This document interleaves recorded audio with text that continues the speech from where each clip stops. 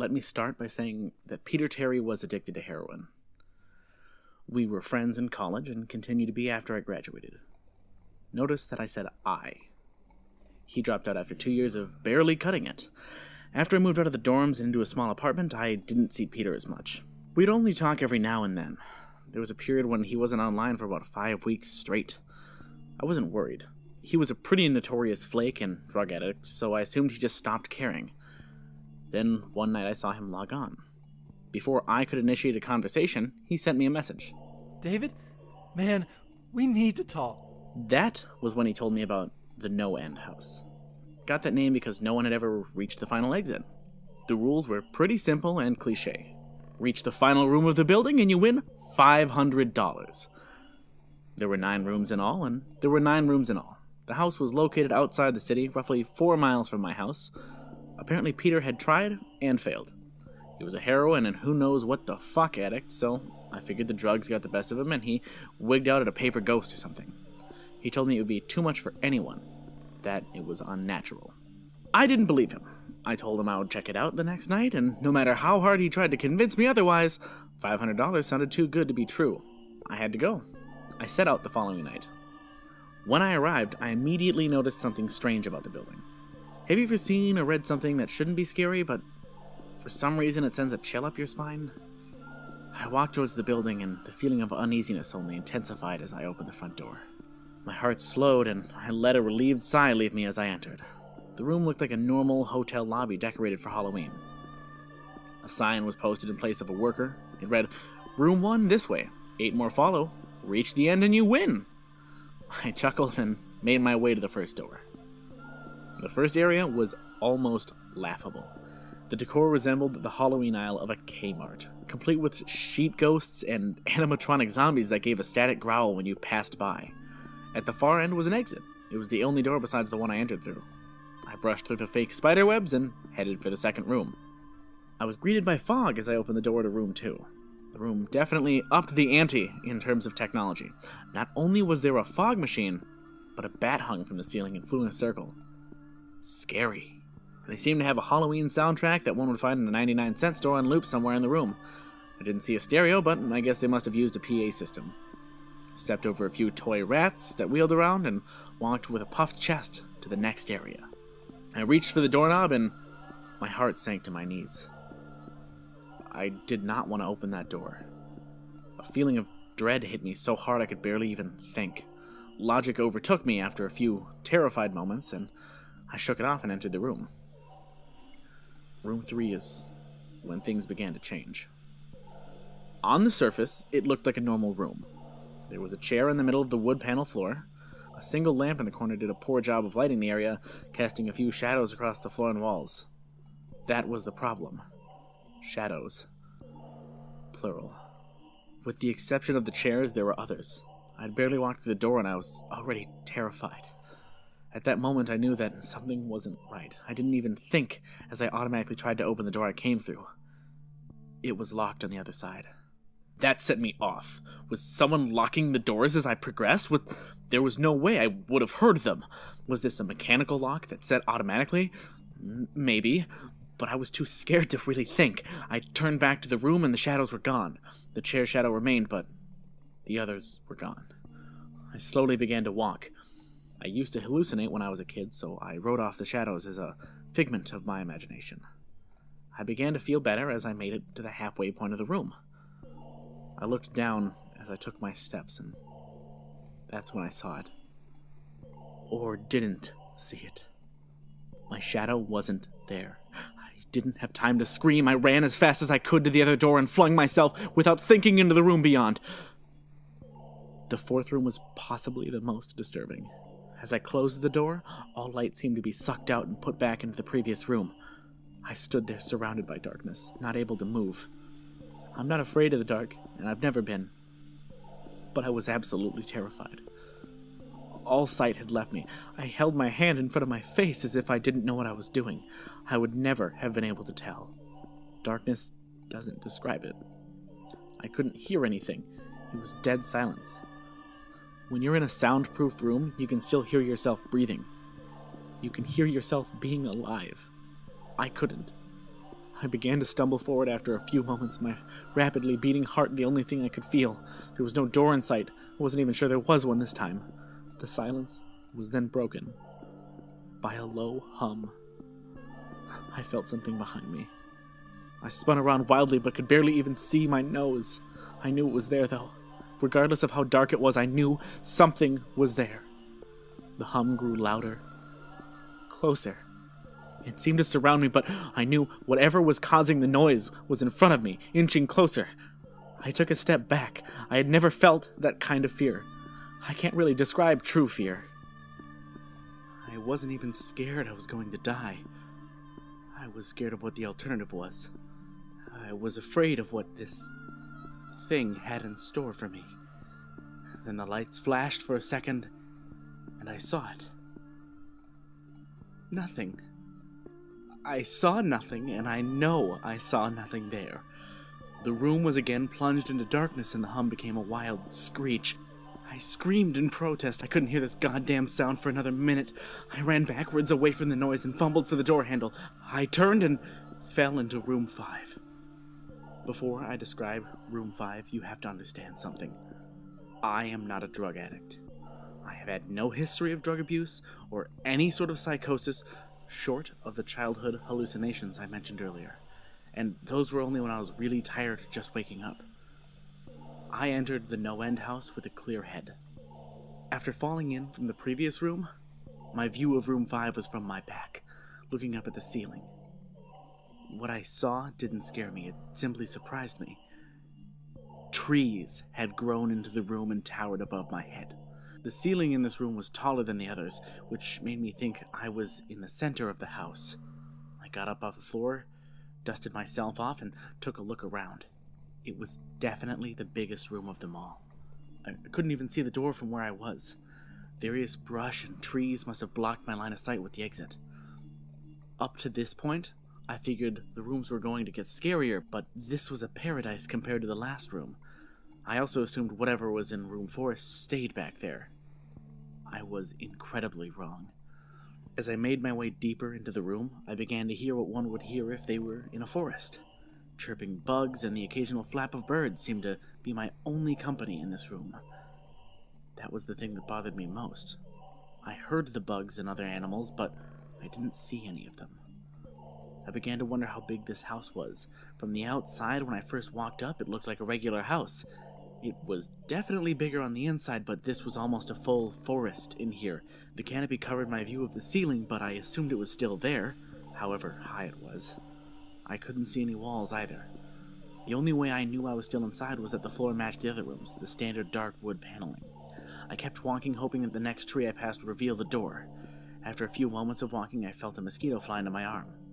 I shook it off and kept going. A second later, I felt about 10 more land on my skin at different places. I felt them crawl up and down my arms and legs, and a few made their way across my face. I flailed wildly to get them all off, but they just kept crawling. I looked down and let out a muffled scream. More of a whimper, to be honest. I didn't see a single bug. Not one bug was on me, but I could feel them crawl.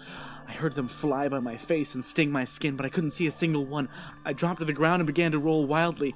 I was desperate. I hated bugs, especially ones I couldn't see or touch. But these bugs could touch me, and they were everywhere. I began to crawl. I had no idea where I was going. The entrance was nowhere in sight, and I still hadn't even seen the exit. So I just crawled, my skin wriggling with the presence of those phantom bugs. After what seemed like hours, I found the door. I grabbed the nearest tree and propped myself up, mindlessly slapping my arms and legs to no avail. I tried to run, but I couldn't. My body was exhausted from crawling and dealing with whatever it was that was on me. I took a few shaky steps to the door, grabbing each tree on the way for support. It was only a few feet away when I heard it. The low hum from before. It was coming from the next room, and it was deeper. I could almost feel it inside my body.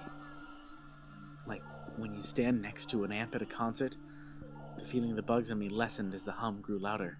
As I placed my hand on the doorknob, the bugs were completely gone, but I couldn't bring myself to turn the knob.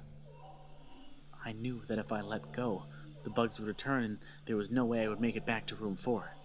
I just stood there, my head pressed against the door marked 6, and my hand shakily grasping the knob.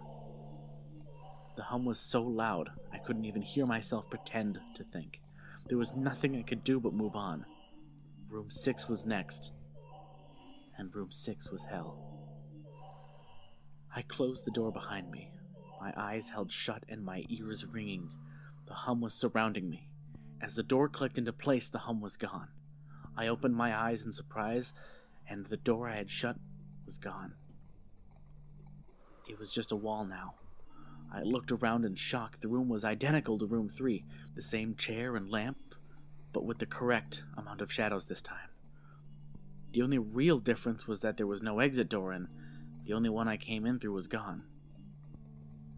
As I said before, I had no previous issues in terms of mental instability, but at that moment, I fell into what I now know was insanity.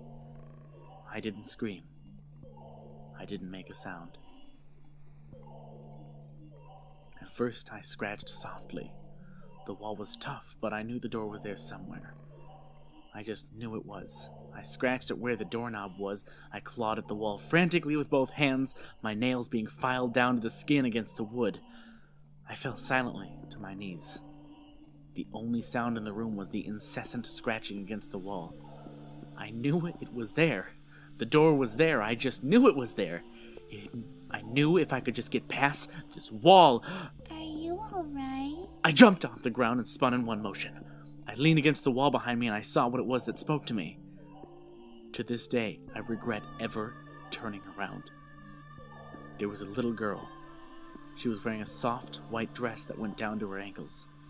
She had long blonde hair to the middle of her back and white skin and blue eyes. She was the most frightening thing I had ever seen, and I know that nothing in my life will ever be as unnerving as what I saw in her. While looking at her, I saw something else. Where she stood, I saw what looked like a man's body, only larger than normal and covered in hair. He was naked from head to toe, but his head was not human and his toes were hooves. It wasn't the devil, but at that moment it might as well have been. The form had the head of a ram and the snout of a wolf. It was horrifying, and it was synonymous with the little girl in front of me. They were the same form. I can't really describe it, but I saw them at the same time. They shared the same spot in that room, but it was like looking at two separate dimensions. When I saw the girl, I saw the form, and when I saw the form, I saw the girl. I couldn't speak. I could barely even see. My mind was revolting against what it was attempting to process. I had been scared before in my life, and I had never been more scared than when I was trapped in the 4th room. But that was before room 6.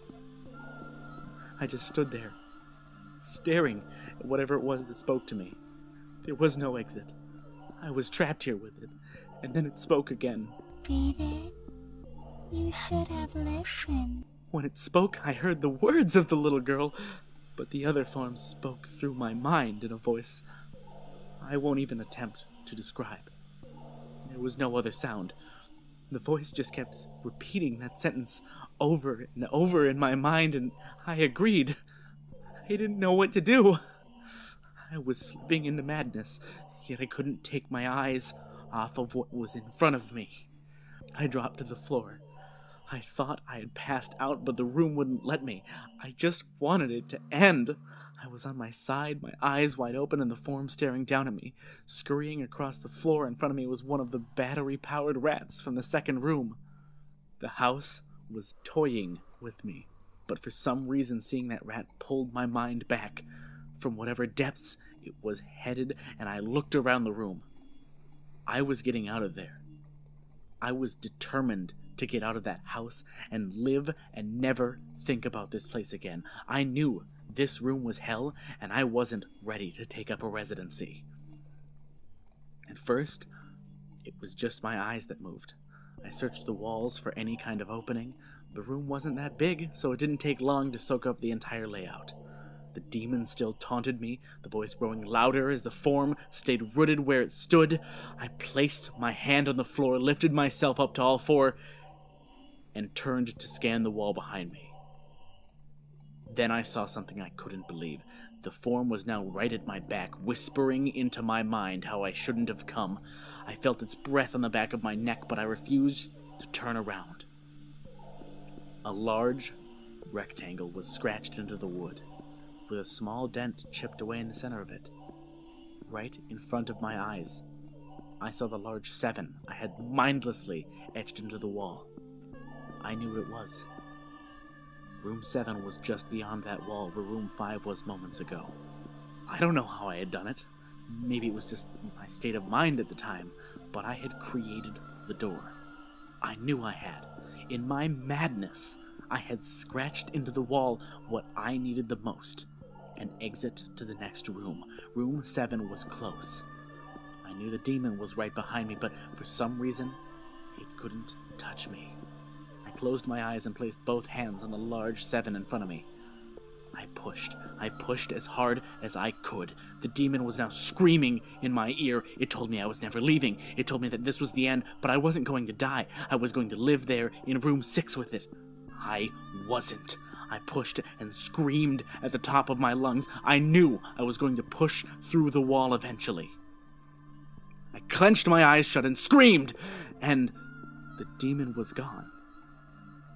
I was left in silence. I turned around slowly and was greeted by the room, as it was when I entered, just a chair and a lamp. I couldn't believe it, but I didn't have time. I couldn't believe it, but I didn't have time to well. I couldn't believe it, but I didn't have time to well. I turned back to the 7 and jumped back slightly. What I saw was a door. It wasn't the one I'd scratched in, but a regular door with a large 7 on it. My whole body was shaking. It took me a while to turn the knob. I just stood there for a while, staring at the door. I couldn't stay in room 6. I couldn't. But if this was only room 6, I couldn't imagine what 7 had in store. I must have stood there for an hour, just staring at the 7. Finally, with a deep breath, I twisted the knob and opened the door to room 7. I stumbled through the door, mentally exhausted and physically weak. The door behind me closed and I realized where I was. I was outside. Not outside like room 5, but actually outside. My eyes stung. I wanted to cry. I fell to my knees and tried, but I couldn't. I was finally out of that hell. I didn't even care about the prize that was promised. I turned and saw that the door I just went through was the entrance. I walked to my car and drove home, thinking of how nice a shower sounded. As I pulled up to my house, I felt uneasy. The joy of leaving NoEnd House had faded, and dread was slowly building in my stomach. I shook it off as residual from the house and made my way up to the front door. I entered and immediately went up to my room. There on my bed was my cat, Baskerville. It was the first living thing I had seen all night, and I reached to pet him. He hissed and swiped at my hand. I recoiled in shock, as he had never acted like that. I thought, whatever, he's an old cat. I jumped in the shower and got ready for what I was expecting to be a sleepless night. After my shower, I went to the kitchen to make something to eat. I descended the stairs and turned into the family room. What I saw would be forever burned in my mind, however. My parents were lying on the ground, naked and covered in blood. They were mutilated to near unidentifiable states. Their limbs were removed and placed next to their bodies, and their heads were placed on their chests facing me. The most unsettling part was their expressions. They were smiling as though they were happy to see me. I vomited and sobbed there in the family room. I didn't know what had happened. They didn't even live with me at the time. I was a mess. Then I saw it. A door that was never there before. A door with a large 8 scrawled on it in blood. I was still in the house. I was standing in my family room, but I was in room 7. The faces of my parents smiled wider as I realized this. They weren't my parents. They couldn't be, but they looked exactly like them. The door marked 8 was across the room behind the mutilated bodies in front of me. I knew I had to move on, but at that moment, I gave up. The smiling faces tore into my mind. They grounded me where I stood. I vomited again and nearly collapsed. And then the hum returned. It was louder than ever, and it filled the house and shook the walls. The hum compelled me to walk. I began to walk slowly, making my way closer to the door and the bodies. I could barely stand, let alone walk, and the closer I got to my parents, the closer I came to suicide. The walls were now shaking so hard it seemed as though they were going to crumble, but still the faces smiled at me. As I inched closer, their eyes followed me. I was now between the two bodies, a few feet away from the door. The dismembered hands clawed their way across the carpet towards me, all the while the faces continued to stare. New terror washed over me as I walked faster. I didn't want to hear them speak. I didn't want the voices to match those of my parents. They began to open their mouths, and the hands were inches from my feet. In a dash of desperation, I lunged towards the door, threw it open, and slammed it right behind me. Roommate. I was done.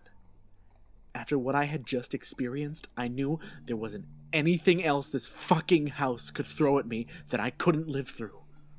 There was nothing short of the fires of hell that I wasn't ready for. Unfortunately, I underestimated the abilities of NoEnd House. Unfortunately, things got more disturbing, more terrifying, and more unspeakable in Room 8. I still have trouble believing what I saw in Room 8. Again, the room was a carbon copy of Rooms 3 and 6, but sitting in the usually empty chair was a man. After a few seconds of disbelief, my mind finally accepted the fact that the man sitting in the chair was me. Not someone who looked like me. It was David Williams. I walked closer. I had to get a better look even though I was sure of it.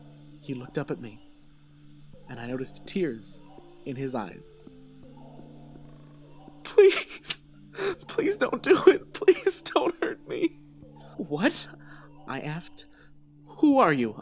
I'm not gonna hurt you. Yes, you are. You're gonna hurt me, and I don't want you to. He was sobbing now. He sat in the chair with his legs up and began rocking back and forth. It was actually pretty pathetic looking, especially since he was me, identical in every way. Listen, who are you? I was now only a few feet from my doppelganger. It was the weirdest experience yet, standing there talking to myself. I wasn't scared, but I would be soon. Why are you... You're going to hurt me. If you want to leave, you're going to hurt me. Why are you saying this? Just calm down, all right? Let's try and figure this. And then I saw it. The David sitting down was wearing the same clothes as me, except for a small red patch on his shirt, embroidered with the number 9. You're going to hurt me. You're going to hurt me. Don't, please. You're going to hurt me. My eyes didn't leave that small number on his chest. I knew exactly what it was. The first few doors were plain and simple, but after a while they got a little more ambiguous. 7 was scratched into the wall, but by my own hands. 8 was marked in blood above the bodies of my parents, but 9... This number was on a person. A living person. Worse still, it was on a person that looked exactly like me. David? I had to ask. Yes, you're going to hurt me. You're going to hurt me. He continued to sob and rock.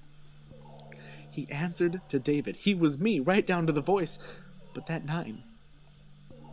I paced around for a few minutes while he sobbed in his chair. The room had no door, and similarly to room 6, the door I came through was gone. For some reason, I assumed that scratching would get me nowhere this time. I studied the walls and floor around the chair, sticking my head underneath and seeing if anything was below. Unfortunately, there was. Below the chair was a knife. Attached was a tag that read, "To David, from management." The feeling in my stomach as I read that tag was something sinister. I wanted to throw up, and the last thing I wanted to do was Please, remove no, that knife from please, under that chair. don't do it, please. The other David was still sobbing uncontrollably. My mind was spinning into an attic of unanswerable questions. Who put this here, and how did they get my name? Not to mention the fact that as I Please, knelt no. on the cold Don't. wood floor, I also sat in that chair, sobbing in protest of being hurt by myself. It was all too much to process. The house and the management had been playing with me this whole time. My thoughts, for some reason, turned to Peter and whether or not he got this far. If he did, if he met a Peter Terry sobbing in this very chair, rocking back and forth, I shook those thoughts out of my head. They didn't matter. I took the knife from under the chair and immediately the other David went quiet. "David," he said in my voice, "what do you think you're going to do?" I lifted myself from the ground and clenched the knife in my hand. "I'm getting out of here." David was still sitting in the chair, though he was very calm now. He looked up at me with a slight grin. I couldn't tell if he was going to laugh or strangle me. Slowly, he got up from the chair and stood facing me. It was uncanny. His height and even the way he stood matched mine. I felt the rubber hilt of the knife in my hand and gripped it tighter. I didn't know what I was planning on doing with it, but I had a feeling I was going to need it. "Now," his voice was slightly deeper than my own, "I'm going to hurt you. I'm going to hurt you, and I'm going to keep you here." I didn't respond. I just lunged and tackled him to the ground. I had mounted him and looked down, knife poised and ready. He looked up at me terrified. It was like I was looking in a mirror. Then the hum returned, low and distant, though I still felt it deep in my body. David looked up at me as I looked down at myself. The hum was getting louder, and I felt something inside of me snap. With one motion, I slammed the knife into the patch on his chest and ripped down. Blackness fell on the room, and I was falling. The darkness around me was nothing like I had experienced up to that point. Room 4 was dark, but it didn't come close to what was completely engulfing me. I wasn't even sure if I was falling after a while. I felt weightless, covered in dark. Then a deep sadness came over me. I felt lost, depressed and suicidal. The sight of my parents entered my mind. I knew it wasn't real, but I had seen it, and the mind has trouble differentiating between what is real and what isn't. The sadness only deepened. I was in room 9 for what seemed like days. The final room. And that's exactly what it was. The end. NoEnd House had an end, and I had reached it. At that moment, I gave up. I knew I would be in that in-between state forever, accompanied by nothing but darkness. Not even the hum was there to keep me sane. I had lost all senses. I couldn't feel myself.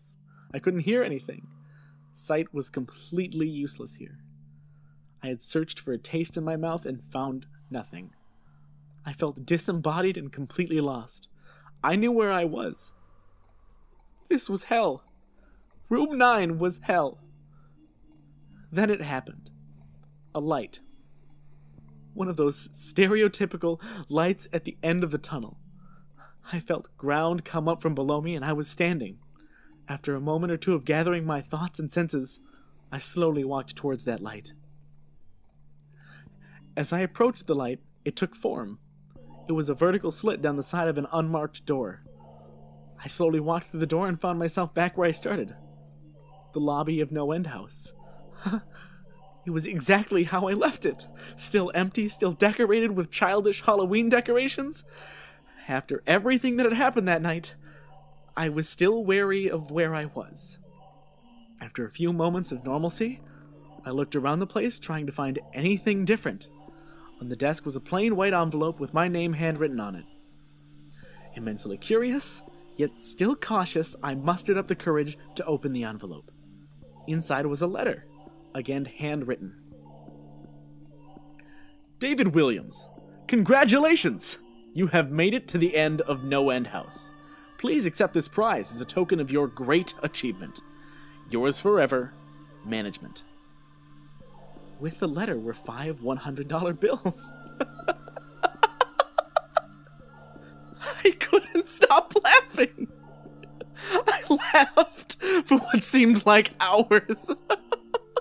I laughed as I walked out to my car, and I laughed as I drove home. I laughed as I pulled into my driveway. I laughed as I opened the front door to my house, and I laughed as I saw the small 10 etched into the wood.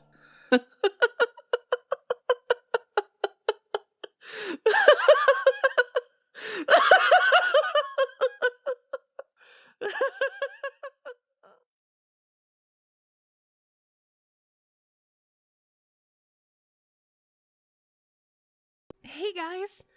Do you like our content? Do you want to support the show? Click the link in the description below to visit our donation page. All proceeds go towards new and better equipment and games you want to see us play. Everyone who donates will get a special shout out at the end of future videos, and we're currently working on setting up some special perks for you.